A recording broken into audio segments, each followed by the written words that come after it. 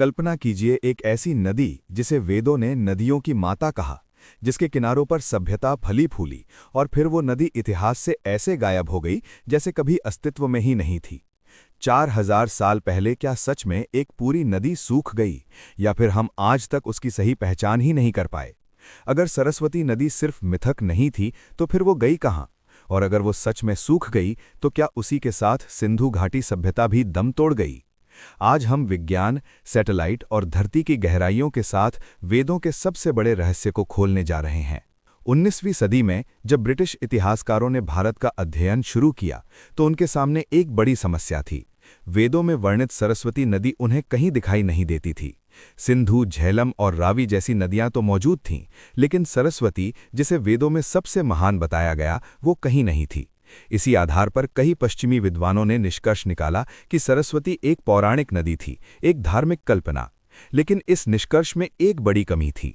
जिन क्षेत्रों में वेद सरस्वती के प्रवाह का वर्णन करते हैं, हरियाणा, राजस्थान और पंजाब, वहीं से हजारों प्राचीन बस्तियों के अवशेष मिले। ये बस्तियां रेगिस्तान के बीच नहीं बस सकती थीं जब तक पास में स्थायी जल स्रोत न हो। अगर सरस्वती कभी थी ही नहीं तो इन सभ्यताओं ने पानी कहाँ से पाया? अगर यह सिर्फ कल्पना थी तो इतनी सटीक भौगोलिक जानकारी कैसे आई? धीरे धीरे कुछ भारतीय इतिहासकारों और भूगर्भविदों ने इस मिथक को दोबारा देखने की कोशिश की। उन्होंने सवाल उठाया, क्या हमने नदी को गलत जगह ढूंढा? क्या सरस्वती ने अपना रास्ता बदल लिया था? यहीं से एक दबा हुआ विचार फिर उभरने लगा कि शायद गलती वेदों में नहीं बल्कि हमारे आधुनिक नक्शों में है। 20वीं सदी के अंत में जब सैटेलाइट तकनीक ने धरती को ऊपर से देखने की क्षमता दी तो इतिहास ने करवट ली। इसरो और नासा के सैटेलाइट चित्रों में थार रेगिस्तान के नीचे कुछ असामान्य दिखाई दिया। एक लंबी, चौड़ी और घुमावदार संरचना जो किसी सूखी नदी जैसी लग रही थी। ये कोई छोटी धारा नहीं थी, इसकी चौड़ाई कई जगहों पर 5 से 10 किलोमीटर तक थी। वैज्ञानिकों ने इसे पेलियो चैनल कहा, यानी एक प्राचीन नदी का मृत मार्ग। ये मार्ग भारत से पाकिस्तान तक फैला हुआ था और आधुनिक घग्घर हकरा नदी के समानांतर चलता था। जब इस संरचना को वेदों के विवरण से मिलाया गया तो चौंकाने वाली समानताएं सामने आई। स्थान वहीं, दिशा वहीं और सभ्यताओं का घनत्व भी वहीं। अब सरस्वती को नकारना मुश्किल होता जा रहा था। सैटेलाइट डेटा ने यह साफ कर दिया कि कभी यहां एक विशाल नदी बहती थी। सवाल अब क्या थी से बदलकर कैसे सूखी हो चुका था। ये विज्ञान और इतिहास के मिलन का वो क्षण था जहां मिथक पहली बार ठोस प्रमाणों में बदलने लगा। सैटेलाइट से मिले संकेतों के बाद वैज्ञानिकों ने जमीन के भीतर झांकने का फैसला किया। हरियाणा और राजस्थान के कई इलाकों में ड्रिलिंग की गई। जो निकला उसने इतिहास की किताबें हिला दीं। रेत के नीचे मोटी परतों में नदी की मिट्टी, घिसे हुए कंकड़ और मीठे पानी के विशाल भंडार मिले। रेडियो कार्बन डेटिंग से पता चला कि ये अवसाद लगभग 6000 से 4000 साल पुराने हैं। ये वही काल था जब सिंधु घाटी सभ्यता अपने चरम पर थी। यानी सरस्वती सिर्फ किसी प्राचीन युग में नहीं बल्कि एक विकसित मानव सभ्यता के साथ बह रही थी। सबसे चौंकाने वाली बात यह थी कि आज भी इन इलाकों में भूजल असामान्य रूप से मीठा है। वैज्ञानिक मानते हैं कि ये उसी प्राचीन जल का जल है जो अब सतह पर नहीं बल्कि धरती के भीतर बह रहा है। सरस्वती गायब नहीं हुई थी, वो दबी हुई थी। अब सवाल ये नहीं रहा कि सरस्वती अस्तित्व में थी या नहीं। असली सवाल था, इतनी शक्तिशाली नदी को किसने रोका? नदियां सिर्फ पानी से नहीं चलती, वे भूगोल से चलती हैं। सरस्वती की ताकत उसके स्रोतों में थी, सतलुज और यमुना जैसी हिमालयी नदियां। लेकिन लगभग 4000 से 5000 साल पहले हिमालय क्षेत्र में बड़े भू टेक्टोनिक बदलाव हुए। धरती की प्लेट्स हिलीं, नदियों के ढाल बदले। सतलुज पश्चिम की ओर सिंधु की तरफ मुड़ गई और यमुना पूर्व की ओर गंगा की तरफ। सरस्वती, जो इन दोनों से जीवन पाती थी, बीच में अकेली रह गई। बिना स्थायी हिमालयी जल के वो केवल मानसून पर निर्भर हो गई। ये किसी एक झटके में नहीं हुआ। सदियों तक सरस्वती कमजोर होती गई, संकरी होती गई और अंततः रेत में समा गई। एक नदी का सूखना केवल प्राकृतिक घटना नहीं थी, ये सभ्यता के लिए मौत का संकेत था। यहीं से पतन की कहानी शुरू होती है। सरस्वती की मृत्यु सिर्फ पहाड़ों की हलचल से तय नहीं हुई थी। उसके पतन की दूसरी और उतनी ही घातक वजह थी मानसून का कमजोर पड़ना। आज हम जिस भारतीय मानसून को जानते हैं वो हमेशा इतना अस्थिर नहीं था। लगभग 7000 से 5000 साल पहले उत्तर पश्चिम भारत में मानसून कहीं ज्यादा शक्तिशाली था। नियमित और भरपूर वर्षा होती थी जिससे नदियां पूरे साल जीवित रहती थीं। सरस्वती भी इसी जलवायु संतुलन का हिस्सा थी। हिमालयी जल और मानसूनी बारिश का दोनों का सहारा लेकर बहने वाली नदी। लेकिन धीरे धीरे धरती का मौसम बदलने लगा। वैज्ञानिक इसे होलोसीन क्लाइमेट शिफ्ट कहते हैं। मानसून की पट्टी पूर्व की ओर खिसकने लगी। उत्तर पश्चिम भारत में बारिश कम होने लगी, पहले थोड़ी फिर बहुत ज्यादा। बारिश का ये कम होना किसी एक साल की घटना नहीं थी, ये सदियों तक चला एक धीमा झड़ था। हर साल सरस्वती का प्रवाह थोड़ा कम होता गया। जहां कभी गहरी धारा बहती थी वहां उथली शाखाएं रह गईं। बाढ़ आना बंद हुआ, जिससे मिट्टी उपजाऊ रहनी भी बंद हो गई। खेती प्रभावित हुई, अनाज कम हुआ, पशुपालन कठिन होने लगा।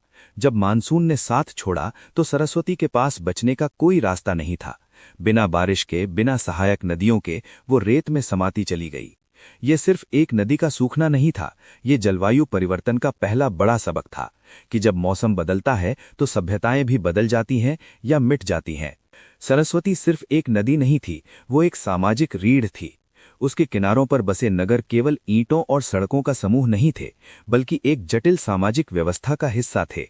खेती, पशुपालन, व्यापार, धार्मिक अनुष्ठान, सब कुछ सरस्वती के नियमित जल पर निर्भर था। जब नदी बहती थी तो समाज स्थिर था, जब नदी सूखने लगी तो सबसे पहले अस्थिरता आई। जैसे जैसे पानी कम हुआ, खेती प्रभावित होने लगी, अनाज का उत्पादन घटा, भंडारण कम हुआ और भोजन की सुरक्षा खतरे में पड़ गई। इससे सामाजिक तनाव बढ़ा। पहले छोटे गांव उजड़े, फिर बड़े नगरों में भी जीवन कठिन होने लगा। लोग शहर छोड़कर पानी की तलाश में अन्य नदियों की ओर पलायन करने लगे। गंगा और सिंधु की दिशा में पुरातात्विक साक्ष्य इस बदलाव को साफ दिखाते हैं। हड़प्पा काल के अंतिम चरण में नगरों की योजना बदल जाती है। पहले की सुव्यवस्थित सड़कें, पक्के घर और जल निकासी प्रणाली धीरे धीरे सरल और अस्थायी संरचनाओं में बदलने लगती हैं। ये किसी आक्रमण का संकेत नहीं, बल्कि संसाधनों की कमी का प्रमाण है। समाज का केंद्रीयकरण टूटने लगा, व्यापारिक नेटवर्क बिखर गए, शिल्पकारों और व्यापारियों ने अपने पेशे बदले या नए क्षेत्रों में चले गए।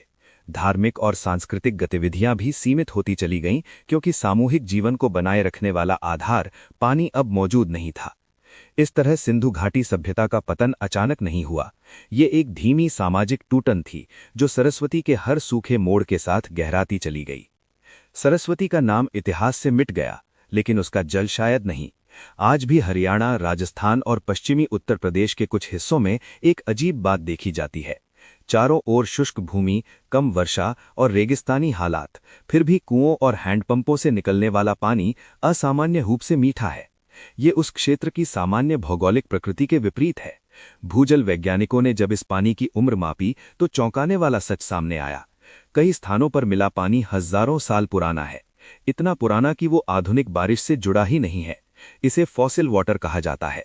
वैज्ञानिक मानते हैं कि ये वही प्राचीन जल है जो कभी सरस्वती नदी में बहता था और बाद में रेत की मोटी परतों के नीचे कैद हो गया। इसरो द्वारा किए गए भूभौतिकीय सर्वे बताते हैं कि घग्घर हकरा पेलियो चैनल के नीचे आज भी विशाल एक्विफर मौजूद हैं। ये प्राकृतिक जल भंडार ठीक उसी रास्ते पर फैले हैं जहां प्राचीन सरस्वती बहती थी। यानी नदी सूखी नहीं, उसने सिर्फ अपना रूप बदला। धरती की सतह पर सरस्वती अदृश्य है, लेकिन धरती के भीतर वो अब भी सांस ले रही है।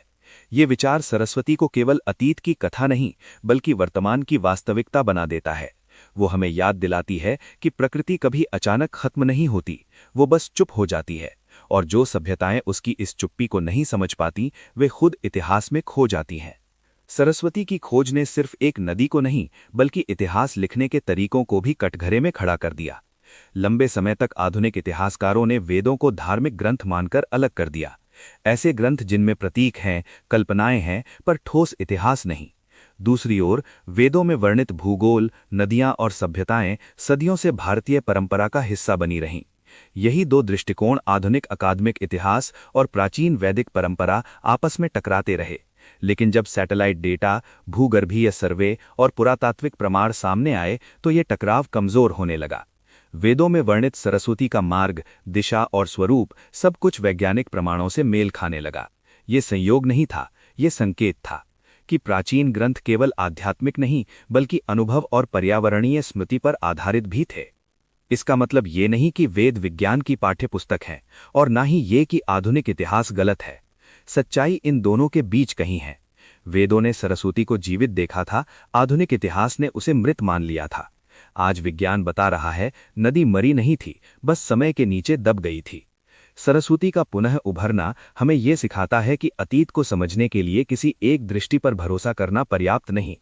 जब परंपरा और विज्ञान एक साथ चलते हैं, तभी इतिहास अपने सबसे करीब, सत्य के करीब पहुंचता है। सरस्वती की कहानी केवल अतीत का रहस्य नहीं, ये भविष्य की चेतावनी है। एक समय था जब पानी प्रचुर था, सभ्यता समृद्ध थी, फिर जलवायु बदली, नदियां सूखीं और महान नगर इतिहास बन गए।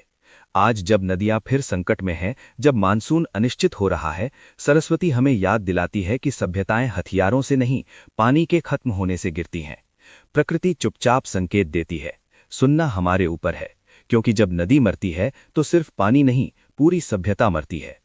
अगर आपको ये डॉक्यूमेंट्री पसंद आई हो तो लाइक कीजिए, शेयर कीजिए और ऐसे ही गहरे रहस्यों के लिए डिकोडेड हिंदी सब्सक्राइब करना मत भूलिए, क्योंकि क्योंकि इतिहास हमसे लगातार कुछ कहना चाहता है।